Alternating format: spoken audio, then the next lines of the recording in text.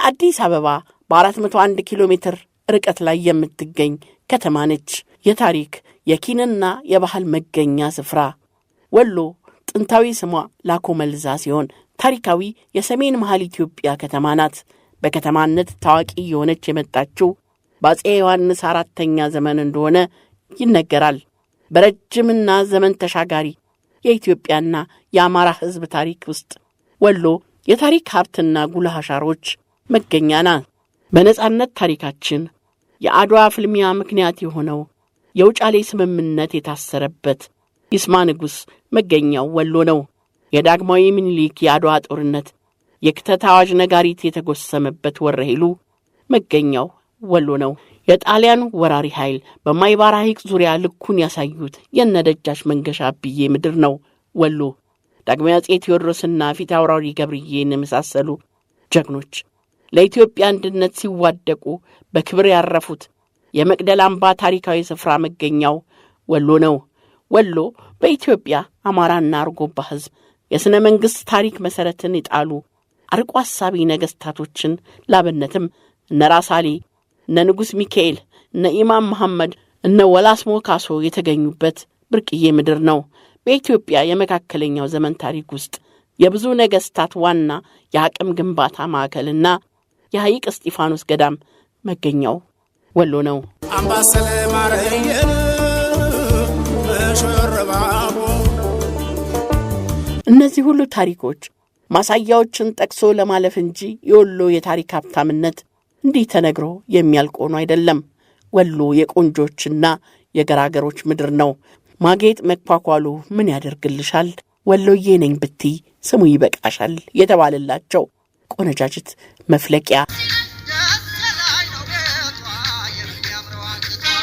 የአማራው፣ የኦሮሞ፣ የአፋሩ፣ የአርጎባውና ሌሎችም በርካቶች በፍቅርና በመዋደድ አብረው ለዘመናት የዘለቁበት የፍቅር ምድር ነው ወሎ። ግሸን ደብረ ከርቤ ማርያም፣ የገታ ሰይድ ቡሽራ መስጂድ፣ ቦሩ ሜዳ ተድባበ ማርያም፣ ሐይቅ እስጢፋኖስ፣ መቅደላ አምባ፣ ይስማ ንጉሥ፣ ሐርቡ ፍልውሃ፣ ተንታ ሚካኤል፣ የቦረና ሳይንት ብሔራዊ ፓርክ፣ አርዲቦ ሐይቅ፣ ጉልቦ ሐይቅ፣ ማይባር ሐይቅ፣ ጀማ ንጉሥ እና ሌሎችም ታሪካዊ ባህላዊና ተፈጥሯዊ የመስህብ ቦታዎች አሏት። አከራረብሽን እኔ ያልጠይቅሽም ቦርከና አምባዬ ነው ነግሮኛል አይዋሽም ተብሎ የተዘፈነላት ወሎ ለኪነ ጥበብ ማደሪያ ዋሻው መክተሚያ ሰፈሩ ነች። ወሎ የኢትዮጵያ አራቱ የዜማ ቅኝቶች አምባሰል፣ ባቲ፣ ትዝታና አንቺ ሆዬ ዜማዎች መፍለቂያ የጥበብ ምድርም ነች። የበርካታ ከያንያንና ጸሐፍት መፍለቂያ የጥበበኞች ምድር ናት። የነ ባህሩ ቀኜ፣ የነ ማሪቱ ለገሰ፣ የነ ዚነት ሙሐባ፣ የነ መስፍን አበበ፣ የነ ኃይለ ሚካኤል ደምሴ መገኛም ነች። አመለኛው ማሃድ የለመደ የቅኔ መፍለቂያ የደራሶች ማንኩሳ፣ የመንዙማ ቀዬ፣ የሼኮች ማደሪያ ወሎ። እንዴት ነው ሀገሬ ወሎ ገራገሩ የሚመጀኑበት አድባሩ ደብሩ ከቅቤው ከማሩ ከሸቱ ቀምሼ ናፍቆት ሱስ ሆኖብኝ ሲያከንፈኝ አመሸ።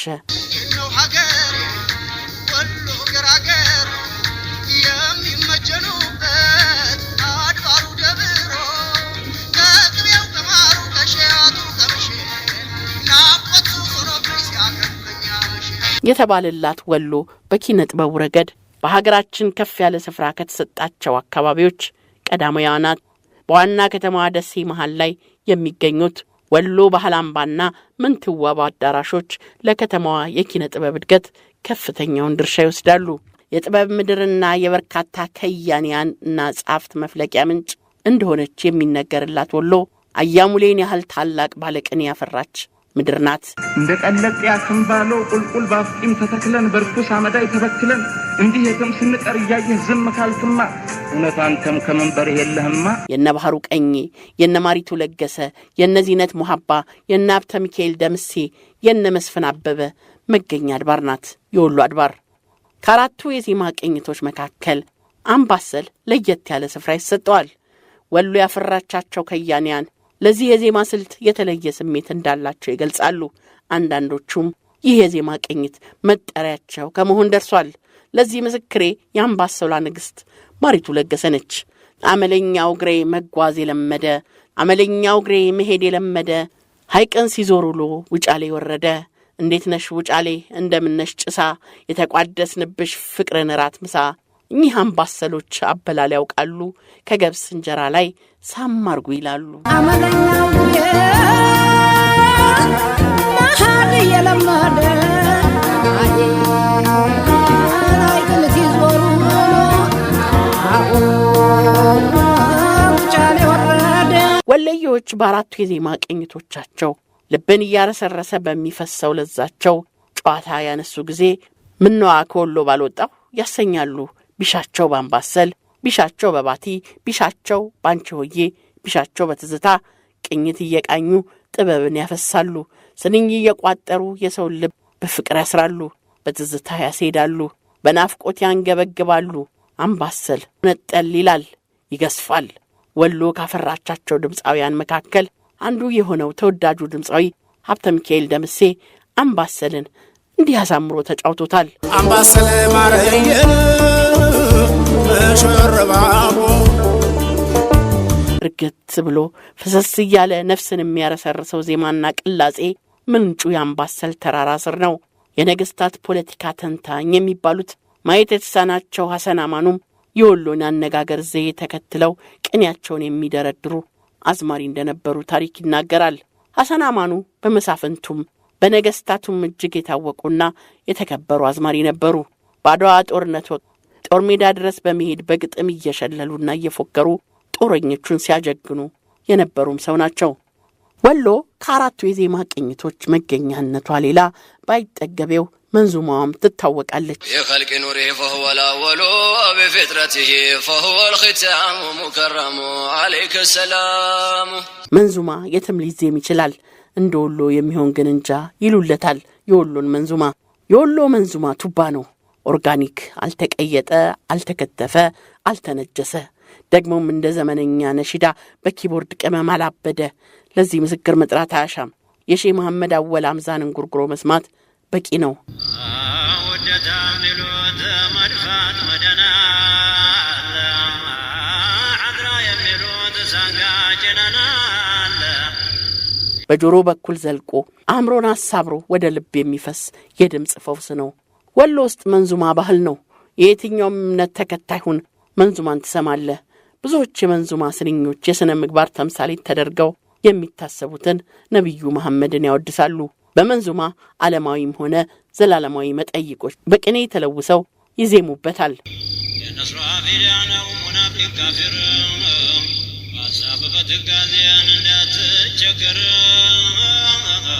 ሌላው የወሎ መታወቂያዋ ጠረኑ የሚያወድ ልዩ መዓዛ ያለው ጭሳጭሷ ነው። የወሎ ጭስ በወሎ አካባቢ ብቻ በሚገኙ ሀገር በቀል ተክሎች የሚዘጋጅ ነው። ራያነሽ የጁ ባቲነሽ ከሚሴ ጠረንሽ የሚለው አሽኩቲና ከሴ ይላታል።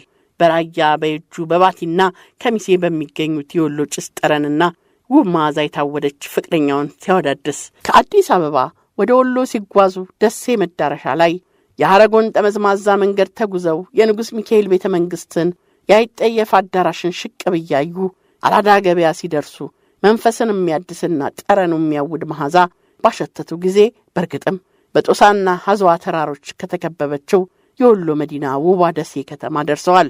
አራዳ ገበያ አካባቢ በየመንገዱ ግራና ቀኝ በውብ ቀለማት አሸብርቆ በኢትዮጵያ ሰንደቅ ዓላማ አረንጓዴ፣ ቢጫና ቀይ ቀለማት ተውበው በሰልፍ የተሰደሩት ጭሳጭሶች የወሎ መለያ ጌጦቿ ናቸው። በወሎና በአካባቢው የሀገር ሽማግሌዎች፣ የሃይማኖት አባቶች ተሰባስበው ዱዓ ወይም ጸሎት በሚያደርጉበት ሰዓት የወሎ ጭስ ሲጨስ ከመልካም መዓዛው ባሻገር የተለየ ደስታና ሐሴትን ያጎናጽፋል።